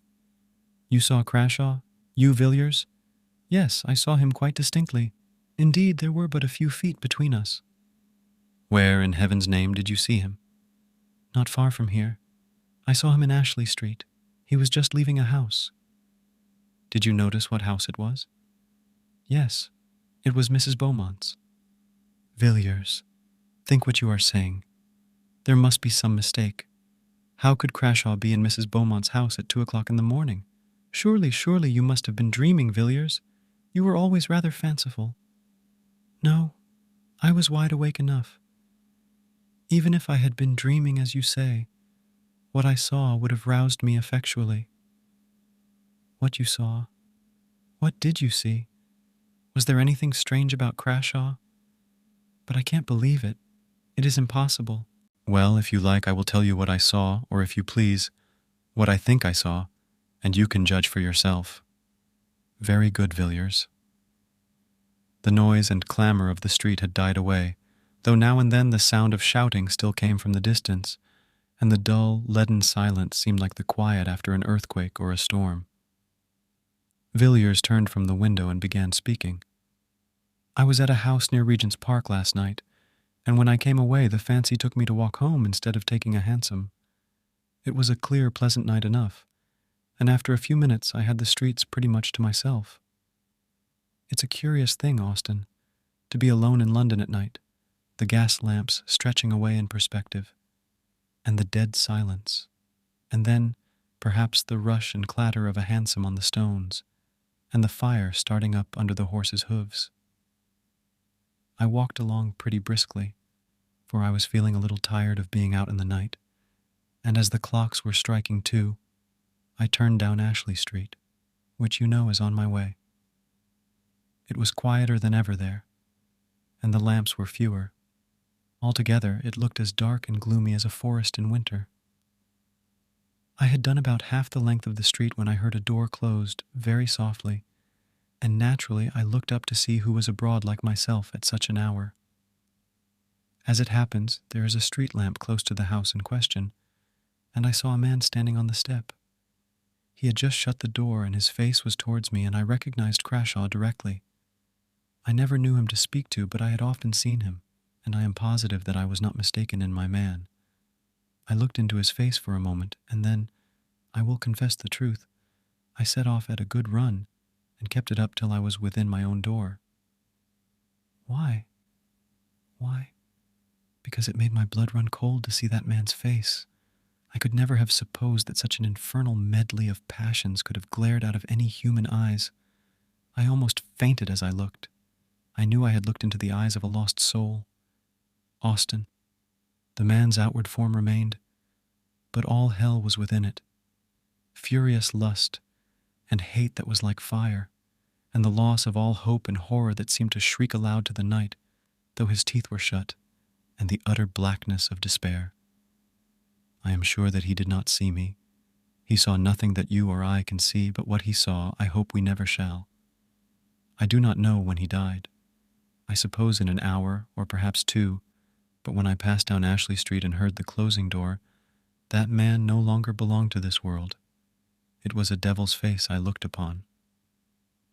There was an interval of silence in the room when Villiers ceased speaking. The light was failing, and all the tumult of an hour ago was quite hushed. Austen had bent his head at the close of the story, and his hand covered his eyes. "What can it mean?" he said at length. "Who knows, Austen, who knows? It's a black business, but I think we had better keep it to ourselves, for the present at any rate. I will see if I cannot learn anything about that house through private channels of information, and if I do light upon anything, I will let you know." Chapter 7. The Encounter in Soho. 3 weeks later, Austen received a note from Villiers, asking him to call either that afternoon or the next. He chose the nearer date, and found Villiers sitting as usual by the window, apparently lost in meditation on the drowsy traffic of the street. There was a bamboo table by his side, a fantastic thing, enriched with gilding and queer painted scenes, and on it lay a little pile of papers arranged and docketed as neatly as anything in Mr. Clark's office. "Well, Villiers, have you made any discoveries in the last 3 weeks?" "I think so. I have here 1 or 2 memoranda which struck me as singular, and there is a statement to which I shall call your attention. And these documents relate to Mrs. Beaumont. It was really Crashaw whom you saw that night standing on the doorstep of the house in Ashley Street. As to that matter, my belief remains unchanged, but neither my inquiries nor their results have any special relation to Crashaw. But my investigations have had a strange issue. I have found out who Mrs. Beaumont is. Who is she? In what way do you mean?" "I mean that you and I know her better under another name." "What name is that?" "Herbert." "Herbert." Austen repeated the word, dazed with astonishment. "Yes, Mrs. Herbert of Paul Street, Helen Vaughan of earlier adventures unknown to me. You had reason to recognize the expression of her face. When you go home, look at the face in Merrick's Book of Horrors, and you will know the sources of your recollection." "And you have proof of this?" "Yes, the best of proof. I have seen Mrs. Beaumont. Or, shall we say, Mrs. Herbert." "Where did you see her?" "Hardly in a place where you would expect to see a lady who lives in Ashley Street, Piccadilly. I saw her entering a house in one of the meanest and most disreputable streets in Soho. In fact, I had made an appointment, though not with her, and she was precise to both time and place." "All this seems very wonderful, but I cannot call it incredible. You must remember, Villiers, that I have seen this woman, in the ordinary adventure of London society, talking and laughing and sipping her coffee in a commonplace drawing-room with commonplace people. But you know what you are saying." "I do. I have not allowed myself to be led by surmises or fancies. It was with no thought of finding Helen Vaughan that I searched for Mrs. Beaumont in the dark waters of the life of London. But such has been the issue." "You must have been in strange places, Villiers." "Yes, I have been in very strange places. It would have been useless, you know, to go to Ashley Street and ask Mrs. Beaumont to give me a short sketch of her previous history. No, assuming, as I had to assume, that her record was not of the cleanest, it would be pretty certain that at some previous time she must have moved in circles not quite so refined as her present ones. If you see mud at the top of a stream, you may be sure that it was once at the bottom. I went to the bottom. I have always been fond of diving into Queer Street for my amusement, and I found my knowledge of that locality and its inhabitants very useful. It is perhaps needless to say that my friends had never heard the name of Beaumont, and as I had never seen the lady and was quite unable to describe her, I had to set to work in an indirect way. The people there know me. I have been able to do some of them a service now and again, so they made no difficulty about giving their information. They were aware I had no communication direct or indirect with Scotland Yard. I had to cast out a good many lines, though, before I got what I wanted, and when I landed the fish, I did not for a moment suppose it was my fish. But I listened to what I was told out of a constitutional liking for useless information, and I found myself in possession of a very curious story, though, as I imagined, not the story I was looking for. It was to this effect. Some 5 or 6 years ago, a woman named Raymond suddenly made her appearance in the neighborhood to which I am referring. She was described to me as being quite young, probably not more than 17 or 18, very handsome, and looking as if she came from the country. I should be wrong in saying that she found her level in going to this particular quarter, or associating with these people, for from what I was told, I should think the worst den in London far too good for her. The person from whom I got my information, as you may suppose, no great Puritan, shuddered and grew sick in telling me of the nameless infamies which were laid to her charge. After living there for a year, or perhaps a little more, she disappeared as suddenly as she came, and they saw nothing of her till about the time of the Paul Street case. At first she came to her old haunts only occasionally, then more frequently, and finally took up her abode there as before, and remained for 6 or 8 months. It's of no use my going into details as to the life that woman led. If you want particulars, you can look at Merrick's legacy. Those designs were not drawn from his imagination. She again disappeared, and the people of the place saw nothing of her till a few months ago. My informant told me that she had taken some rooms in a house which he pointed out, and these rooms she was in the habit of visiting 2 or 3 times a week, and always at 10 in the morning. I was led to expect that one of these visits would be paid on a certain day about a week ago, and I accordingly managed to be on the lookout in company with my cicerone at 9:45, and the hour and the lady came with equal punctuality. My friend and I were standing under an archway, a little way back from the street, but she saw us, and gave me a glance that I shall be long in forgetting. That look was quite enough for me. I knew Miss Raymond to be Mrs. Herbert. As for Mrs. Beaumont, she had quite gone out of my head. She went into the house, and I watched it till 4 o'clock when she came out, and then I followed her. It was a long chase, and I had to be very careful to keep a long way in the background, and yet not lose sight of the woman. She took me down to the Strand, and then to Westminster, and then up St. James's Street, and along Piccadilly. I felt queerish when I saw her turn up Ashley Street. The thought that Mrs. Herbert was Mrs. Beaumont came into my mind, but it seemed too impossible to be true. I waited at the corner, keeping my eye on her all the time, and I took particular care to note the house at which she stopped.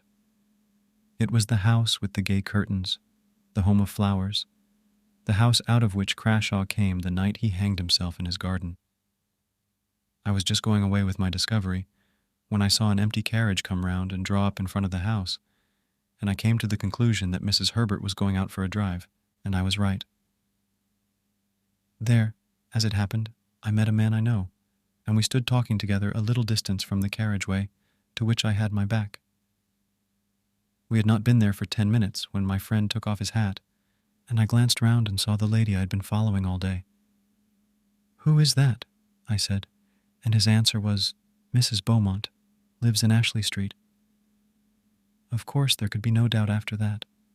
I don't know whether she saw me, but I don't think she did. I went home at once, and, on consideration, I thought that I had a sufficiently good case with which to go to Clark. Why to Clark? Because I am sure that Clark is in possession of facts about this woman, facts of which I know nothing. Well, what then? Mr. Villiers leaned back in his chair and looked reflectively at Austin for a moment before he answered. My idea was that Clark and I should call on Mrs. Beaumont. You would never go into such a house as that? No, no, Villiers, you cannot do it. Besides, consider, what result? I will tell you soon. But I was going to say that my information does not end here. It has been completed in an extraordinary manner.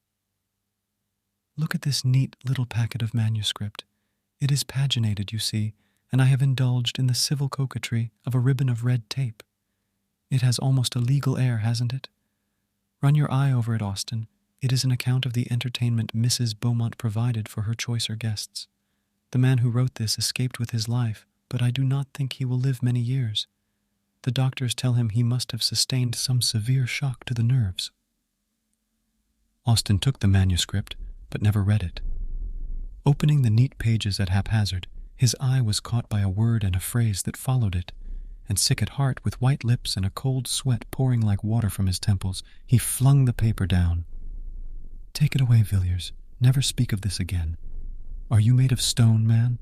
Why, the dread and horror of death itself, the thoughts of the man who stands in the keen morning air on the black platform, bound, the bell tolling in his ears and waits for the harsh rattle of the bolt, are as nothing compared to this. I will not read it. I should never sleep again. Very good. I can fancy what you saw. Yes, it is horrible enough, but after all it is an old story, an old mystery played in our day, and in dim London streets instead of amidst the vineyards and the olive gardens. We know what happened to those who chanced to meet the great god Pan, and those who are wise know that all symbols are symbols of something, not of nothing. It was indeed an exquisite symbol beneath which men long ago veiled their knowledge of the most awful, most secret forces which lie at the heart of all things. Forces before which the souls of men must wither and die and blacken, as their bodies blacken under the electric current. Such forces cannot be named, cannot be spoken, cannot be imagined except under a veil and a symbol to the most of us appearing a quaint poetic fancy, to some a foolish tale. But you and I, at all events, have known something of the terror that may dwell in the secret place of life, manifested under human flesh, that which is without form taking to itself a form. Oh, Austin, how can it be? How is it that the very sunlight does not turn to blackness before this thing, the hard earth melt and boil beneath such a burden? Villiers was pacing up and down the room, and the beads of sweat stood out on his forehead. Austin sat silent for a while, but Villiers saw him make a sign upon his breast. I say again, Villiers, you will surely never enter such a house as that? You would never pass out alive. Yes, Austin, I shall go out alive. I and Clark with me. What do you mean? You would not dare. Wait a moment. The air was very pleasant and fresh this morning. There was a breeze blowing even through this dull street, and I thought I would take a walk. Piccadilly stretched before me a clear, bright vista, and the sun flashed on the carriages and on the quivering leaves in the park. It was a joyous morning, and men and women looked at the sky and smiled as they went about their work or their pleasure, and the wind blew as blithely as upon the meadows and the scented gorse. But somehow or other I got out of the bustle and the gaiety, and found myself walking slowly along a quiet, dull street, where there seemed to be no sunshine and no air, and where the few foot-passengers loitered as they walked, and hung indecisively about corners and archways. I walked along, hardly knowing where I was going or what I did there, but feeling impelled, as one sometimes is, to explore still further, with a vague idea of reaching some unknown goal. Thus I forged up the street, noting the small traffic of the milk shop, and wondering at the incongruous medley of penny pipes, black tobacco, sweets, newspapers, and comic songs which here and there jostled one another in the short compass of a single window. I think it was a cold shudder that suddenly passed through me that first told me that I had found what I wanted. I looked up from the pavement and stopped before a dusty shop above which the lettering had faded, where the red bricks of 200 years ago had grimed to black, where the windows had gathered to themselves the dust of winters innumerable.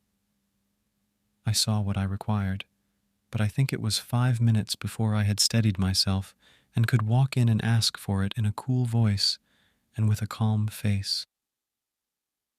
I think there must even then have been a tremor in my words, for the old man who came out of the back parlor and fumbled slowly amongst his goods looked oddly at me as he tied the parcel.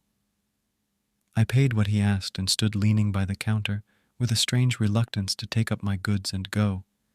I asked about the business and learnt that trade was bad and the profits cut down sadly. But then the street was not what it was before traffic had been diverted, but that was done 40 years ago. Just before my father died, he said. I got away at last and walked along sharply. It was a dismal street indeed, and I was glad to return to the bustle and the noise. Would you like to see my purchase? Austin said nothing, but nodded his head slightly. He still looked white and sick. Villiers pulled out a drawer in the bamboo table and showed Austin a long coil of cord, hard and new, and at one end was a running noose. It is the best hempen cord, said Villiers, just as it used to be made for the old trade. The man told me, not an inch of jute from end to end. Austin set his teeth hard and stared at Villiers, growing whiter as he looked. You would not do it, he murmured at last. You would not have blood on your hands. My God, he exclaimed with sudden vehemence, you cannot mean this, Villiers, that you will make yourself a hangman? No. I shall offer a choice, and leave Helen Vaughan alone with this cord in a locked room for 15 minutes. If when we go in it is not done, I shall call the nearest policeman. That is all. I must go now. I cannot stay here any longer. I cannot bear this. Good night. Good night, Austen. The door shut, but in a moment it was open again, and Austen stood white and ghastly in the entrance. I was forgetting, he said, that I too have something to tell. I have received a letter from Dr. Harding of Buenos Aires. He says that he attended Merrick for 3 weeks before his death. And does he say what carried him off in the prime of life? It was not fever? No, it was not fever. According to the doctor, it was an utter collapse of the whole system, probably caused by some severe shock. But he states that the patient would tell him nothing and that he was consequently at some disadvantage in treating the case. Is there anything more? Yes. Dr. Harding ends his letter by saying, I think this is all the information I can give you about your poor friend. He had not been long in Buenos Aires, and knew scarcely anyone with the exception of a person who did not bear the best of characters, and has since left, a Mrs. Vaughan. Chapter 8. The Fragments. Amongst the papers of the well-known physician Dr. Robert Matheson of Ashley Street, Piccadilly, who died suddenly of apoplectic seizure at the beginning of 1892, a leaf of manuscript paper was found, covered with pencil jottings. These notes were in Latin, much abbreviated, and had evidently been made in great haste. The MS was only deciphered with difficulty, and some words have up to the present time evaded all the efforts of the expert employed. The date, XX5 July 1888, is written on the right-hand corner of the MS. The following is a translation of Dr. Matheson's manuscript. Whether science would benefit by these brief notes if they could be published, I do not know, but rather doubt. But certainly I shall never take the responsibility of publishing or divulging one word of what is here written, not only on account of my oath given freely to those 2 persons who were present, but also because the details are too abominable. It is probably that, upon mature consideration, and after weighting the good and evil, I shall one day destroy this paper, or at least leave it under seal to my friend D, trusting in his discretion, to use it or to burn it, as he may think fit. As was befitting, I did all that my knowledge suggested to make sure that I was suffering under no delusion. At first astounded, I could hardly think, but in a minute's time I was sure that my pulse was steady and regular, and that I was in my real and true senses. I then fixed my eyes quietly on what was before me. Though horror and revolting nausea rose up within me and an odor of corruption choked my breath, I remained firm. I was then privileged or accursed, I dare not say which, to see that which was on the bed, lying there black like ink, transformed before my eyes. The skin and the flesh and the muscles and the bones and the firm structure of the human body that I had thought to be unchangeable and permanent as adamant began to melt and dissolve. I know that the body may be separated into its elements by external agencies, but I should have refused to believe what I saw. For here there was some internal force of which I knew nothing that caused dissolution and change. Here, too, was all the work by which man had been made repeated before my eyes. I saw the form waver from sex to sex, dividing itself from itself, and then again reunited. Then I saw the body descend to the beasts whence it ascended, and that which was on the heights go down to the depths, even to the abyss of all being. The principle of life, which makes organism, always remained, while the outward form changed. The light within the room had turned to blackness, not the darkness of night, in which objects are seen dimly, for I could see clearly and without difficulty. But it was the negation of light. Objects were presented to my eyes, if I may say so, without any medium, in such a manner that if there had been a prism in the room, I should have seen no colors represented in it. I watched, and at last I saw nothing but a substance as jelly. Then the ladder was ascended again. Here the MS is illegible. For one instance I saw a form, shaped in dimness before me, which I will not farther describe. But the symbol of this form may be seen in ancient sculptures, and in paintings which survived beneath the lava, too foul to be spoken of. As a horrible and unspeakable shape, neither man nor beast was changed into human form. There came finally death. I who saw all this, not without great horror and loathing of soul, here write my name, declaring all that I have set on this paper to be true. Robert Matheson, Med Doctor. Such, Raymond, is the story of what I know and what I have seen. The burden of it was too heavy for me to bear alone, and yet I could tell it to none but you. Villiers, who was with me at the last, knows nothing of that awful secret of the wood, of how what we both saw die lay upon the smooth, sweet turf amidst the summer flowers, half in sun and half in shadow, and holding the girl Rachel's hand, called and summoned those companions and shaped in solid form upon the earth we tread upon, the horror which we can but hint at, which we can only name under a figure. I would not tell Villiers of this, nor of that resemblance, which struck me as with a blow upon my heart, when I saw the portrait, which filled the cup of terror at the end. What this can mean, I dare not guess. I know that what I saw perish was not Mary, and yet in the last agony Mary's eyes looked into mine. Whether there can be anyone who can show the last link in this chain of awful mystery, I do not know. But if there be anyone who can do this, you, Raymond, are the man. And if you know the secret, it rests with you to tell it or not, as you please. I am writing this letter to you immediately on my getting back to town. I've been in the country for the last few days. Perhaps you may be able to guess in which part. While the horror and wonder of London was at its height, for Mrs. Beaumont, as I have told you, was well known in society, I wrote to my friend Dr. Phillips giving some brief outline, or rather hint, of what happened, and asking him to tell me the name of the village where the events he had related to me occurred. He gave me the name, as he said with the less hesitation, because Rachel's father and mother were dead, and the rest of the family had gone to a relative in the state of Washington 6 months before.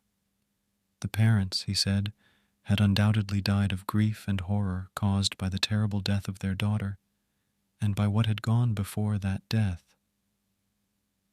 On the evening of the day which I received Phillips's letter, I was at Kerman, and standing beneath the mouldering Roman walls, white with the winters of 1700 years, I looked over the meadow where once had stood the older temple of the God of the Deeps, and saw a house gleaming in the sunlight.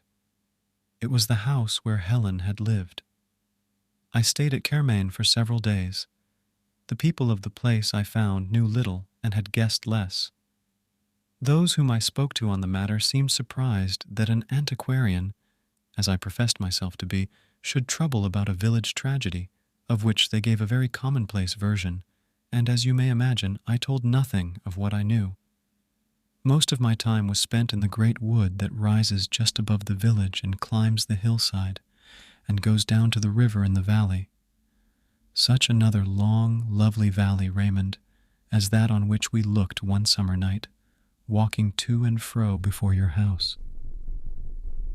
For many an hour I strayed through the maze of the forest, turning now to right and now to left, pacing slowly down long alleys of undergrowth, shadowy and chill, even under the midday sun, and halting beneath great oaks, lying on the short turf of a clearing where the faint, sweet scent of wild roses came to me on the wind and mixed with the heavy perfume of the elder, whose mingled odor is like the odor of the room of the dead, a vapor of incense and corruption.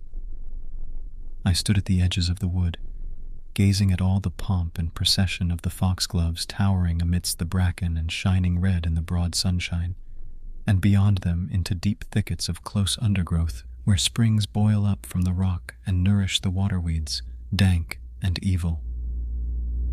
But in all my wanderings I avoided one part of the wood. It was not till yesterday that I climbed to the summit of the hill and stood upon the ancient Roman road that threads the highest ridge of the wood. Here they had walked, Helen and Rachel, along this quiet causeway, upon the pavement of green turf, shut in on either side by high banks of red earth and tall hedges of shining beech, and here I followed in their steps, looking out now and again, through partings in the boughs, and seeing on one side the sweep of the wood stretching far to right and left, and sinking into the broad level, and beyond, the yellow sea, and the land over the sea. On the other side was the valley, and the river and hill following hill, as wave on wave, and wood and meadow and cornfield, and white houses gleaming, and a great wall of mountain, and far blue peaks in the north. And so at least I came to the place. The track went up a gentle slope, and widened out into an open space, with a wall of thick undergrowth around it, and then, narrowing again, passed on into the distance and the faint blue mist of summer heat. And into this pleasant summer glade Rachel passed a girl, and left it, who shall say what? I did not stay long there. In a small town near Kerman there is a museum containing for the most part Roman remains which have been found in the neighborhood at various times. On the day after my arrival in Kerman, I walked over to the town in question and took the opportunity of inspecting the museum. After I had seen most of the sculptured stones, the coffins, rings, coins, and fragments of tessellated pavement which the place contains, I was shown a small square pillar of white stone, which had been recently discovered in the wood of which I have been speaking, and, as I found on inquiry, in that open space where the Roman road broadens out. On one side of the pillar was an inscription, of which I took a note. Some of the letters have been defaced, but I do not think there can be any doubt as to those which I supply. The inscription is as follows: Dev omnodenti flaviv sinilis pos vit proptern p underscore tia quas vidits vivembra. To the great god Nodens, the god of the great deep or abyss, Flavius Senilis has erected this pillar on account of the marriage which he saw beneath the shade. The custodian of the museum informed me that local antiquaries were much puzzled not by the inscription or by any difficulty in translating it, but as to the circumstance or rite to which allusion is made. And now, my dear Clark, as to what you tell me about Helen Vaughan, whom you say you saw die under circumstances of the utmost and almost incredible horror. I was interested in your account, but a good deal, nay all, of what you told me I knew already. I can understand the strange likeness you remarked in both the portrait and in the actual face. You have seen Helen's mother. You remember that still summer night so many years ago, when I talked to you of the world beyond the shadows, and of the god Pan. You remember Mary? She was the mother of Helen Vaughan, who was born 9 months after that night. Mary never recovered her reason. She lay, as you saw her, all the while upon her bed, and a few days after the child was born she died. I fancy that just at the last she knew me. I was standing by the bed, and the old look came into her eyes for a second, and then she shuddered and groaned and died. It was an ill work I did that night when you were present. I broke open the door of the house of life, without knowing or caring what might pass forth or enter in. I recollect your telling me at the time, sharply enough, and rightly too in one sense, that I had ruined the reason of a human being by a foolish experiment based on an absurd theory. You did well to blame me, but my theory was not all absurdity. What I said Mary would see she saw, but I forgot that no human eyes can look on such a sight with impunity. And I forgot, as I have just said, that when the house of life is thus thrown open, there may enter in that for which we have no name, and human flesh may become the veil of a horror one dare not express. I played with energies which I did not understand. You have seen the ending of it. Helen Vaughan did well to bind the cord about her neck and die, though the death was horrible. The blackened face, the hideous form upon the bed, changing and melting before your eyes from woman to man to beast, and from beast to worse than beast. All the strange horror that you witness surprises me but little.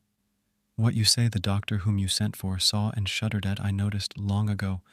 I knew what I had done the moment the child was born, and when it was scarcely 5 years old I surprised it, not once or twice but several times with a playmate.